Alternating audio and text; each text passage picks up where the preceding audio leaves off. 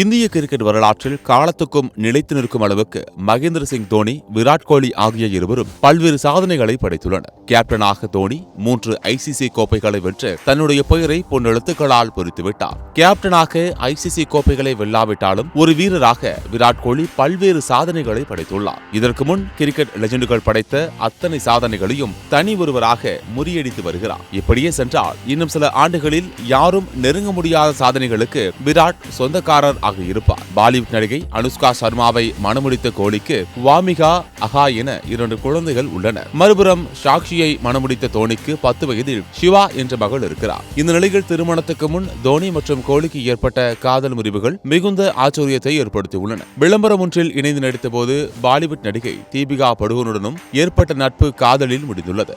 ஆனால் சக வீரரும் நண்பருமான யுவராஜ் சிங்கிற்காக தோனி தீபிகாவுடனான தன்னுடைய காதலை முறித்துக் கொண்டதாக தெரிகிறது. அதேபோல நடிகை ராய் லட்சுமியுடன் காதல் வயப்பட்ட தோனிக்கு அந்த காதலும் கைகூடாமல் போய்விட்டது. இது குறித்து ராய் லட்சுமி தோனியுடனான காதல் ஆறாத ஒரு வடி என குறிப்பிட்டுள்ளார். இது மட்டுமின்றி பிரபல நடிகை அசினுடனும் தோனி டேட்டிங் செய்ததாக தெரிகிறது. இதேபோல விராட் கிரிக்கெட்டின் ஆரம்ப கட்டத்தில் நடிகை சஞ்சனா கல்ராணியுடன் காதல் வயப்பட்டு இருந்துள்ளார். இருவரும் சேர்ந்து டென்னிஸ் விளையாடுவது, லாங் டிரைவ் என ஜோடி பறவைகள் போல சுற்றித் திரிந்தனர். யார் கண்பட்டதோ இந்த காதல் கைகூடாமலேயே போய்விட்டது. தொடர்ந்து ஸ்மார்ட் போன் விளம்பரம் ஒன்றில் இணைந்து நடித்த போது நடிகை தமன்னாவுடன் கோலிக்கு காதல் ஏற்பட்டது. ஆனால் பிரேசிலியன் நடிகை இசபெல் லைட்டே வருகையால் தமன்னா விராட் காதல் பிரேக்கப்பில் முடிந்தது. 2 ஆண்டுகள் விராட்டுடன் டேட்டிங் செய்த இசபெல் லைட்டே பின்னர் அவருடனான உறவினை முறித்துக் கொண்டு விட்டார். விராட் குறித்து இசபெல், நான் இந்தியாவிற்கு வந்தபோது எனக்கு கிடைத்த முதல் நண்பர் விராட். நாங்கள் 2 வருடங்கள் டேட்டிங் செய்தோம்.